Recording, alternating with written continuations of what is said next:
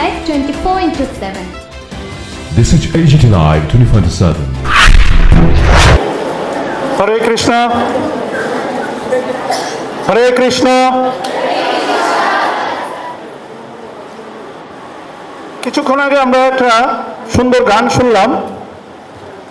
এই গানটা দেখা গেছে এখানেও লিপিবদ্ধ করা আছে।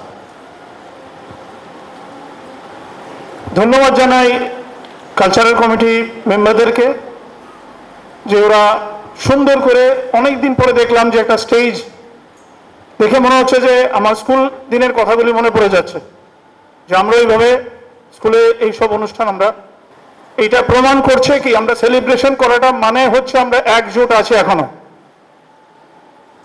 রবীন্দ্রনাথকে নিয়ে 2013 সনে ভারতবর্ষে একজন বিখ্যাত লেখক একটি মন্তব্য করেছিল, যেটার জন্য ওয়েস্ট বেঙ্গলে গিয়ে ওনাকে ক্ষমা উনি চেয়েছেন, যে রবীন্দ্রনাথকে আমরা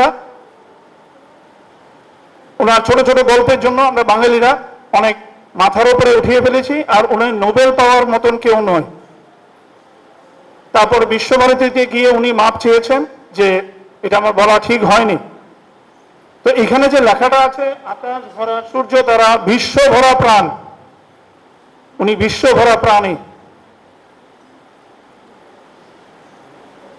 আজকের দিনটা স্টুডেন্টদের কাছে একটা অনুরোধ আমাদের টিচার তরফ থেকে, যে তোমরা অ্যাটলিস্ট বাড়িতে আধা ঘন্টা করে রবীন্দ্রসঙ্গীত শুনবে।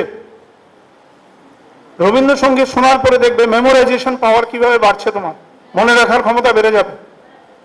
এই উটপটাং হিন্দি গান এগুলি যখন আমাদের কানে ঢুকে তখন দেখবে আস্তে আস্তে আমরা বলি না এআই টেকনোলজি, রবীন্দ্রনাথের গানই একটা অটোমেটিক এআই। এই গান শুনলে দেখবে অটোমেটিক মেমোরাইজেশন, তোমার ব্রেন অটোমেটিক এক্সপান্ড হতে থাকবে। যেটা আমাদের একজন বিখ্যাত চিত্র পরিচালক সত্যজিৎ রায়, ওনার যত অভিনয় যত সিনেমা উনি দিয়েছেন রবীন্দ্রনাথের ছাপ রেখে গেছেন। তোমরা কতগুলি সিনেমা আছে, হীরক রাজার দেশে, গোপী বাঘা ফিরে আসলো, এই কবিতা এই যে সিনেমাগুলি দেখলে বুঝবে যে এর মধ্যে রবীন্দ্রনাথের কি কি ছাপ আছে।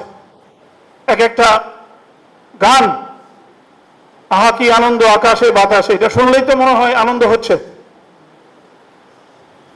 তো আমরা এখানে আজকে অনুষ্ঠানটাকে অনুভব করতে এসেছি, কথা বাড়িয়ে লাভ নেই। আমাদের স্যার যেই জিনিসটা বলে গেছেন এরপরে বলার কিছু থাকে না, যে ইন্টারভিউর মধ্যে বলেছে যে আজকে আমাদের সবাই একসাথে হতে হবে, ভারতবর্ষের সম্বন্ধে কিছু কটূক্তি করা উচিত নয়, কেন ভারতবর্ষ জানে জবাব দিতে। Hare Krishna to all of you.